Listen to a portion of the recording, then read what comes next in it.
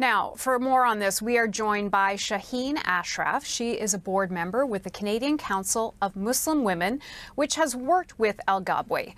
Now, we reached her in Pointe Claire, Quebec. Welcome to the program, Shaheen. Appreciate your time. Thank you for having me. So let's get right into this. Now, Amira Elghawaby has apologized for what she wrote, but Blanchette doesn't think that goes far enough. What do you make of his position today? Well, I think it's really baseless as far as I'm concerned, because it's just stemming out of hatred towards Muslims these days. And as they say, that hatred has no right or wrong side.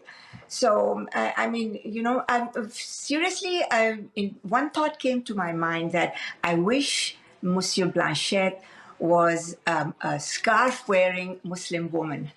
And then he would feel the kind of problems that we face in Quebec. The job opportunities are not equal. You hear comments on the street all the time. And, I hear horror stories of the Muslim women's scarves being pulled off and on the street near the campuses. It's actually especially young Muslim women that wear the scarf that face this problem.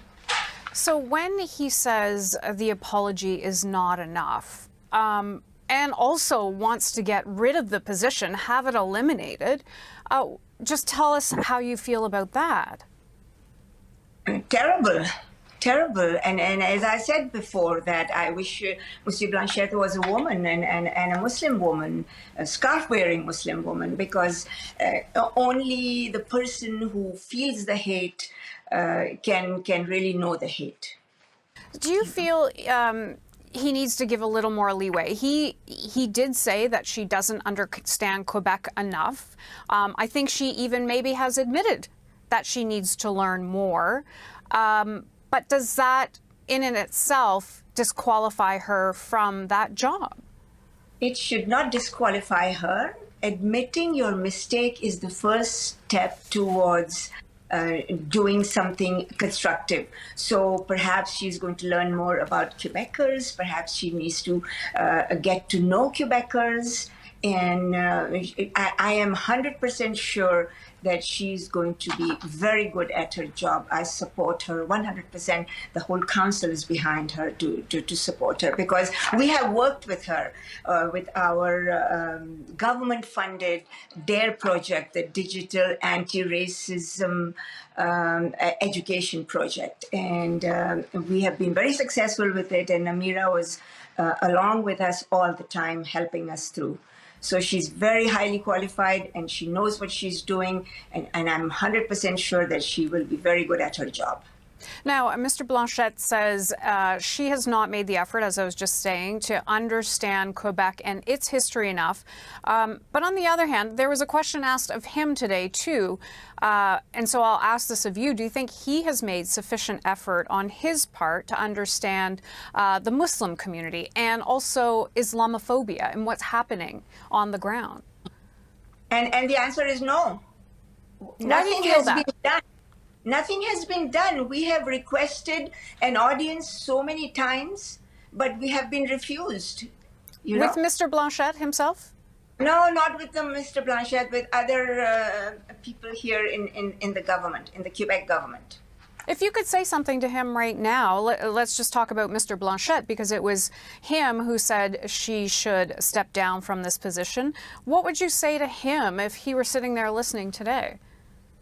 I have to repeat myself again that I wish you were a scarf-wearing Muslim woman to feel the hatred, And again, Amira did not say anything about Quebecers being Islamophobic or something. She only wrote an op-ed along with a very prominent Jewish leader, Mr. Farber.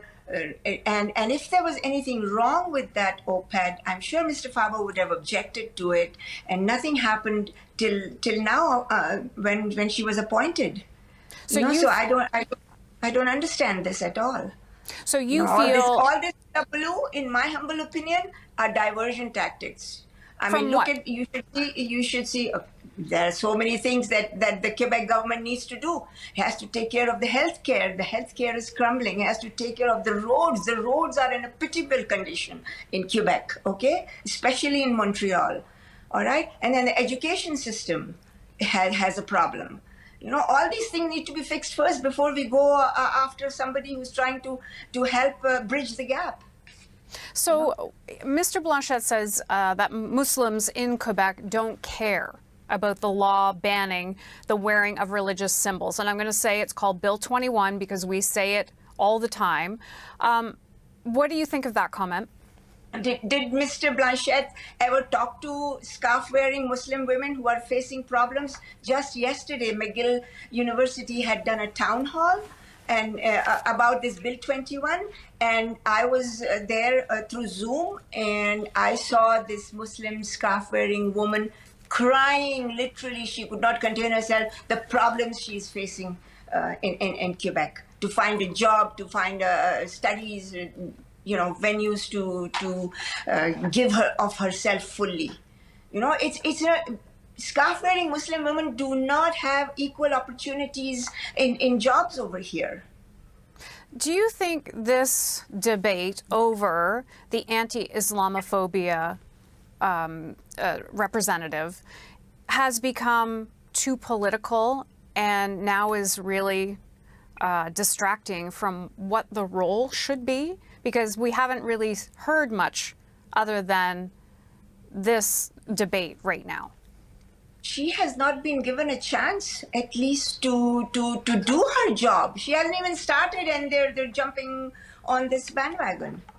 But do you feel that now that this has happened and all this attention is on it, that it could distract from what her role in fact is?